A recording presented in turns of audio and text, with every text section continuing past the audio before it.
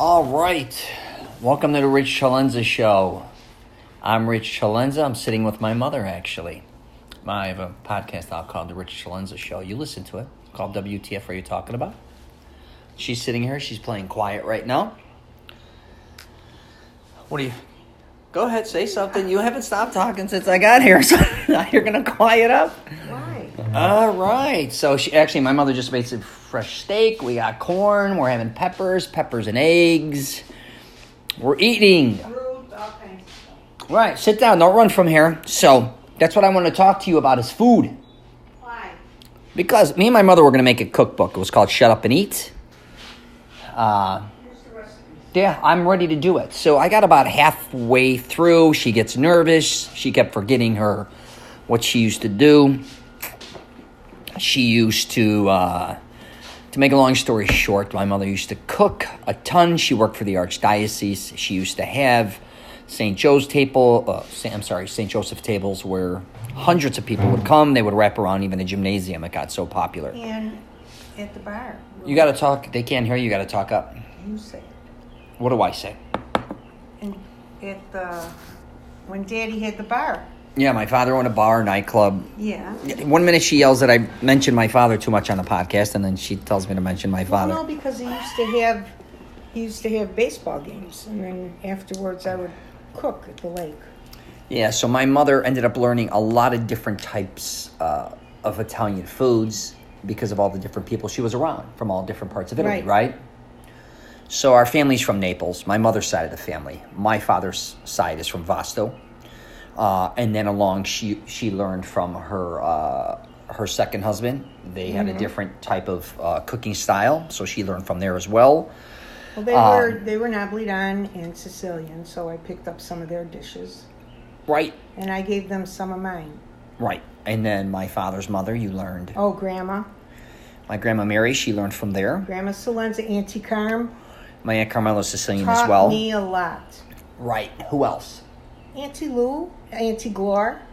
Right. So we all lived together. Right. But you never went northern with Italian food, like Milan and those areas. No. It's mainly Rome, Naples, down to Sicily, right? Sicilian. So this is what I wanted to talk to you about, Ma. They had an intervention, the family. Who did? The family. They didn't invite you.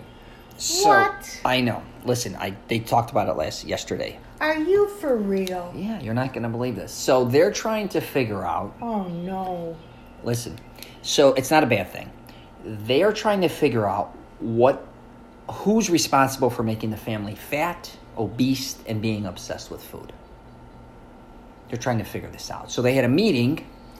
I was the one that always cooked. I know. So they had a meeting with the Fedigatos. Oh, really? I'm not kidding. The Cefaldis. The CELENZAs even got invited to this. Why didn't I get invited? Bonavalatos even came. Get out. I know it sounds crazy that they had an intervention about somebody who wasn't invited to the intervention, which was you. Well, they have a lot of nerve. I know. So wait, let me finish.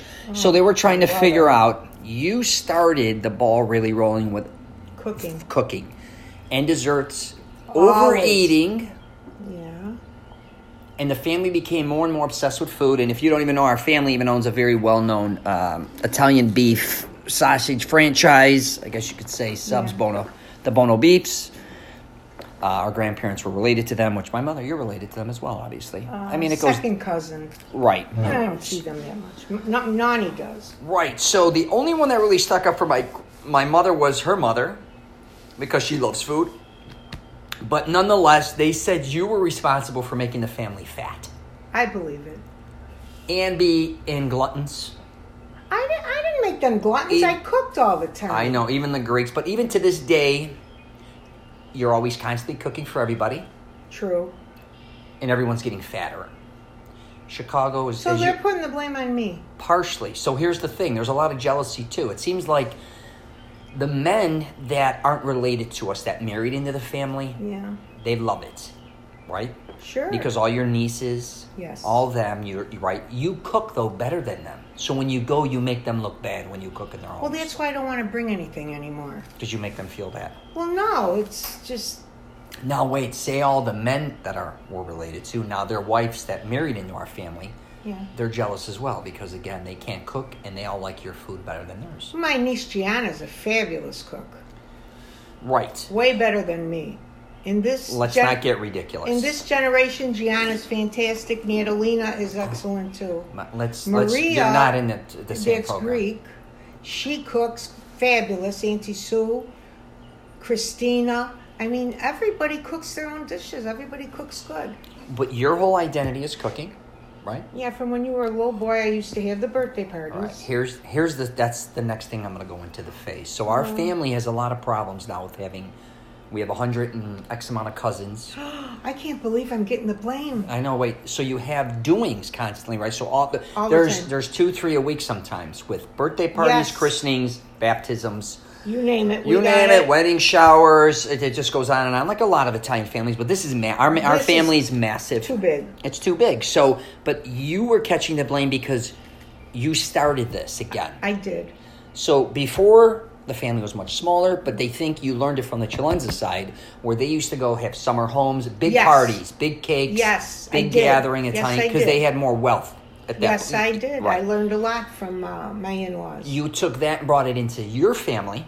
No, I used to cook before I was married. But my point is the parties you started to make bigger desserts, more desserts. Well, I love to bake. Bigger cakes.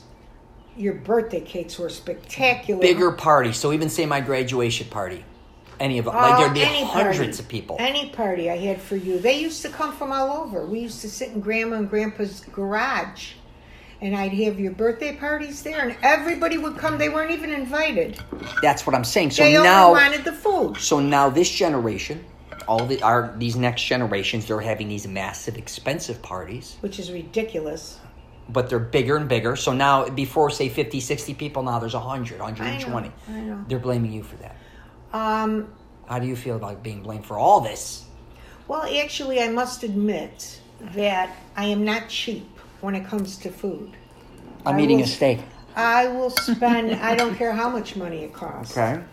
Right. Because I have to have the best. I don't like to skimp, but I do shop looking for sales continuously. I won't buy it sometimes unless it's on sale. Right. I can't explain it, but I used to cook a lot with my sister-in-laws up in Wonder Lake, and to me, I only had you, and they had a bigger crowd, and I was cooking like I had a family of 6. You know. Right. So, because the families were big, but then when you weren't with them, it was small. It was just us two. Well, no, I had my sisters and brothers. Yeah, right. No, I cooked for them when they were little. No, the men are on your side, but the women seem to be against you because you're making their men fat. What? And they're jealous. Even Auntie Sue, Bill the Greek, he's Greek, your food over the years. No. Has made him obese, or not obese, but he's just way overweight. I can't take the rap for that. She's the one cooking him the lamb. He's eating out all the time. Who's he trying to kid? I don't know. Somebody's got to catch the blame, though. I'm tired of this. How about your friends? Which a lot ones? of them say, I'm not going to say Roger, but a lot of them guys got heavy, and you keep bringing them food. Well, that I do. They do request a lot of dishes. I do bring it by my girlfriend. Do you think you're helping them, or you feel good doing this, but at the same time you're going to give, right? Like some have diabetes too, some are in the hospital, some are having stents put in because of the food that never stops coming. Who's an excellent cook? I'll tell you, Nani Mitzi cooks very well. Auntie Kathy, she's a great cook. Uncle Joe, Uncle Joe's tops as far as men goes. Johnny's getting in there. His weight fluctuates. Yeah. I'm saying Uncle Joe's. Uncle Joe, Uncle Tony, he's not. He cooks, but I mean, I never seen him. Right. Even my uncle Raj, he actually he created. It's called the Pizza Free, which is now the Pizza Puff. Yeah. Because we were so well. Now desserts too. You make so many desserts at the parties that everybody has to eat them, and then when they're done, they have to take them. Which is in turn, they're eating that and becoming heavier and heavier and heavier. The men, now that they're kind of some are middle-aged all the way up, they're getting fat. The women don't know how to stop you from doing this. They want to come together and be healthy. You're preventing them from being healthy. I haven't even been cooking. Look what you made here for me. Well, let me see healthy? now. I did it for Anthony Newman. I love him to pieces too. when Gianna came back from Hawaii, they had a birthday party for Gemma. What'd you make? Because they went to Hawaii and it was Gemma's birthday, I brought, my brother loves pineapple upside down cake. Okay. So I brought that. Right. And then for Anthony Newman, I know he likes rolled stuffed eggplant with regat. Okay. So I did make a very big tray of that and it disappeared. Is that healthy or unhealthy? That's unhealthy, but right. I don't care. Okay. Now, you shop for healthy ingredients, but sometimes you cook really fattening foods. Well, that's what I grew up with. With the cheeses, right. That's what I grew up with. You know, your generation is, no bread, no this, no that. I am a carb person. I will eat bread every day of the week. I don't care if they tell me I can't. Right. I'm eating bread. I have to have my toast. In the morning, I have to have it. I'm going on a road trip right now, so you made steak. I don't know, you making those for steak sandwiches later? Or pepper and egg? For the road? Yeah. I got you pepper and egg sandwiches for you and Johnny. Mm-hmm. If you wanted steak sandwiches, I got the steak sandwiches. I got all kinds of fruit. I got hard-boiled eggs. I got the water. I could go on and on. The corn on the cob. Just a snack. No Italian dishes this time, though, which is good because I got some tortellini in there. I can't eat that when I'm driving. But do you think I'm going to say Nani too, you have to force food on people? No.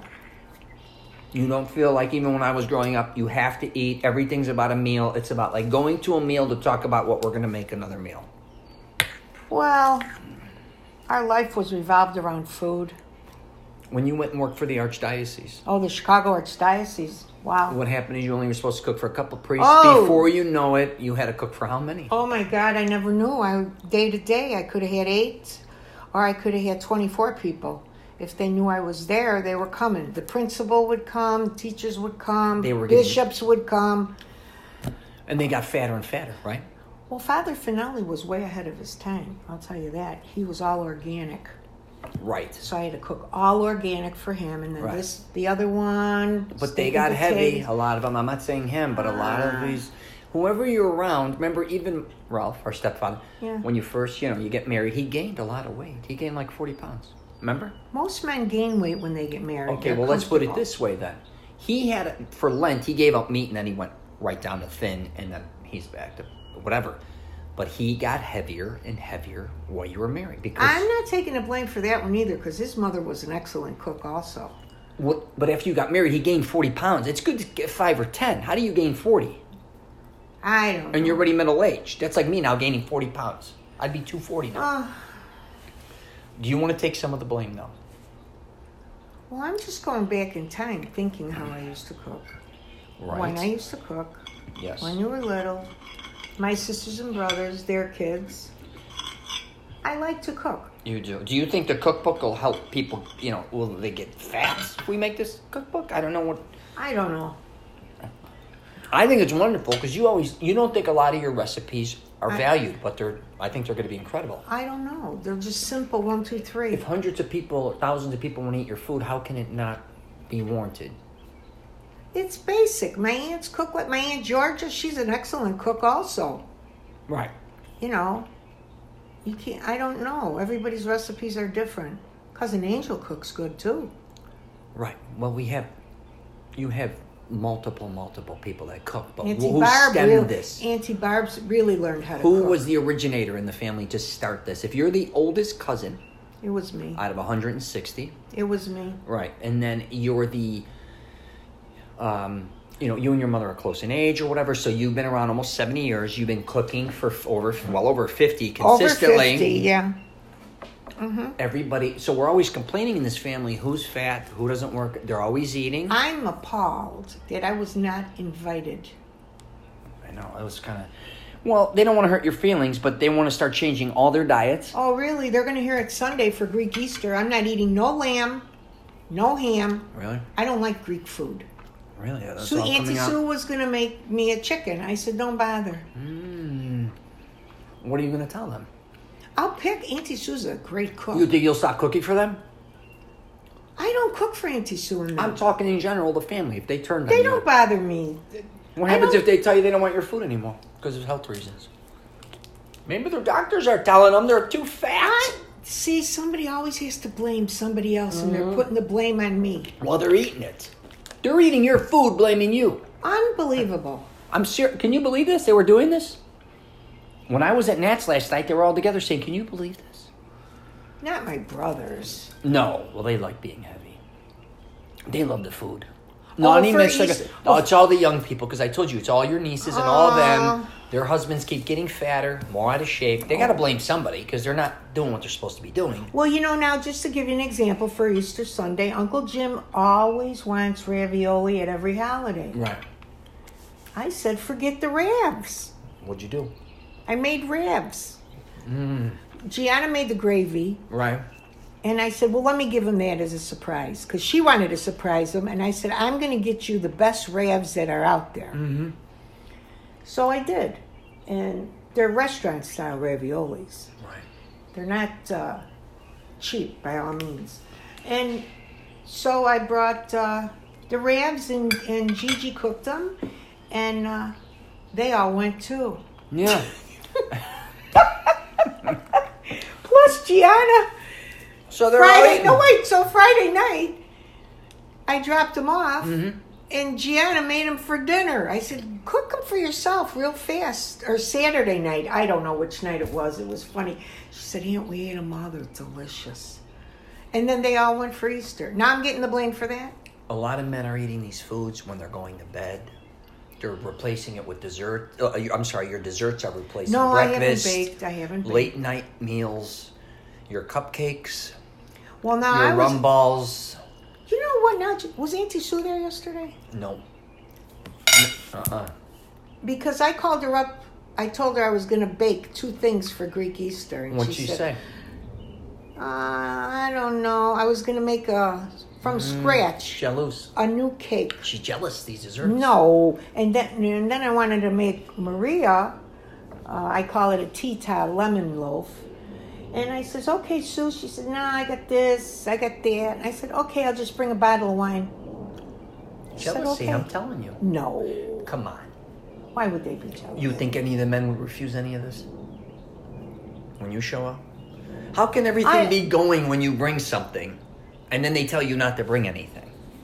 Go ask the guys. They'll tell you bring everything. Right? Well, men like to eat. Well, I'm a self-taught baker, because when you were a baby and we lived in Wonder Lake and your father would be working late at night, in order to stay up, I would cook for him. Right. So when he came home, he'd have like another meal, and then I would bake. And Auntie Lou and I always made cute birthday cutout cakes for you. She helped me all the time. Yeah, I remember you made boats and everything. Oh my God, we were so ahead of ourselves. I know, you were like the original bake. Big cakes for 100 people. Yes, we were way ahead of the game. No, but we decorated them so cute, I had that baseball cake one year I made for you, and then all the little baseballs, I was going crazy. With the licorice. Yeah. With the stitching. Yes, cutting the little pieces for each little boy. It was delicious. Yeah. Well, what do you think? I think they have a lot of nerve. I do too. That they didn't invite me, number one. Why? I know that I've never heard of somebody having an intervention about somebody that doesn't invite them. I can't believe this. You're pulling my leg. Yes, you are. There was no meeting last night. That's why I flew in. For what? For a food get-together. Get out. Intervention. Are you serious? It was. I had to fly all the way in for this. They had all the families come together. It was like a mob thing, but with food. No way. The Bonavolatos, I just told you were even there. No, he wouldn't be there. Joe Bono, no way. Come on now. Well, the CELENZA showed at least. They were there. No, now you're pulling my leg. It's a joke. It was. I'm not going to lie. Oh, Rich, why did you even do this to me? Well, the podcast is called You Made the Family Fat. What? I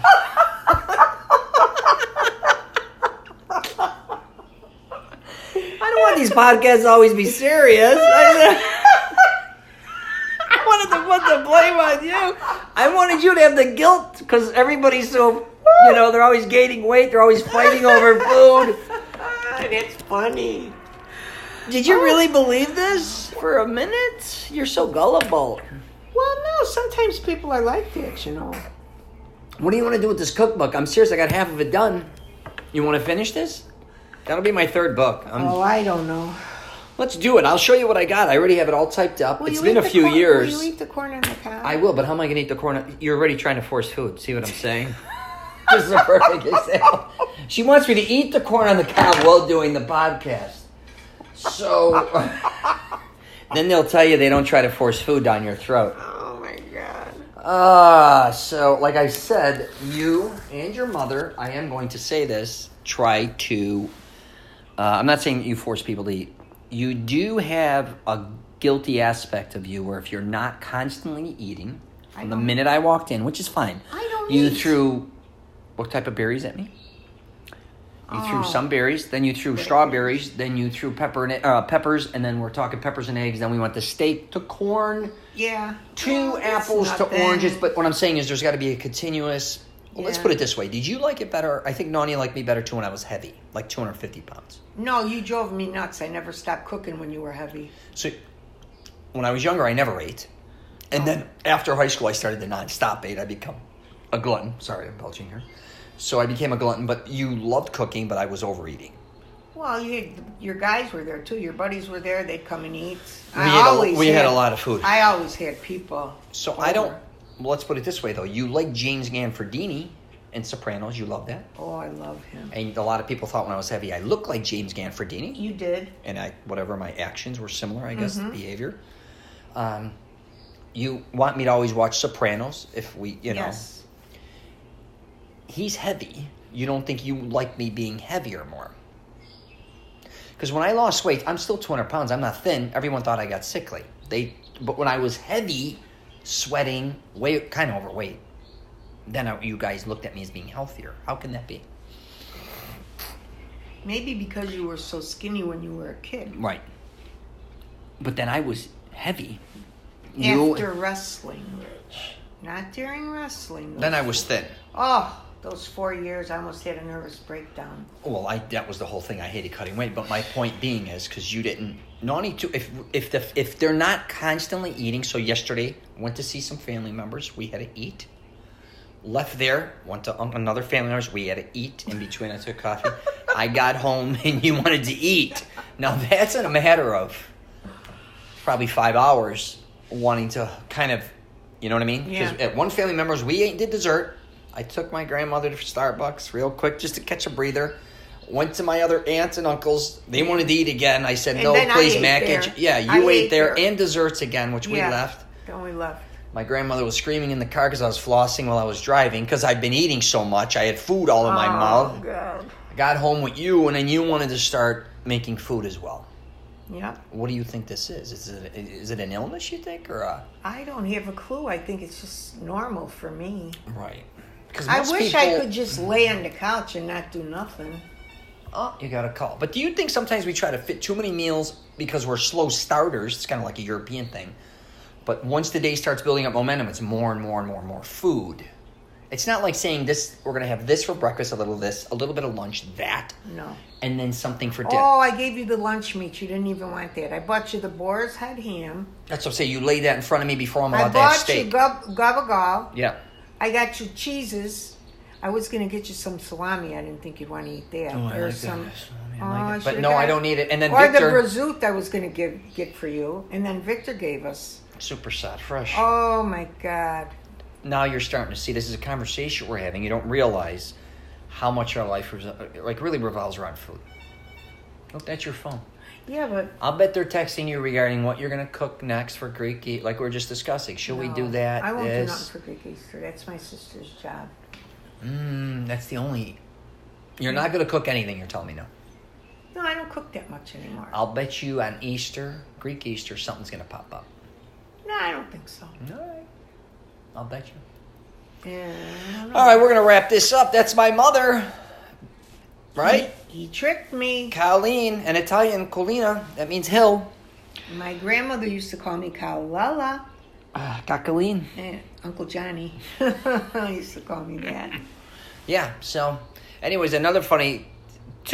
things about my mom. Actually, I'm going to get into that in the next podcast, actually. It's going to be a funny one, too. Uh-oh. All right. We're going to wrap it up there. If you get a chance, you can check out my YouTube, Rich CELENZA. I'm also on Instagram, Facebook, LinkedIn, and Twitter. I also have a program out to help men master their self-confidence. One of the reasons I have the confidence I have is because of my parents, my mother, and father. They programmed me this way. I blame them. Anyways, I'm going to wrap it up there. Take care, and if you're traveling, safe travels.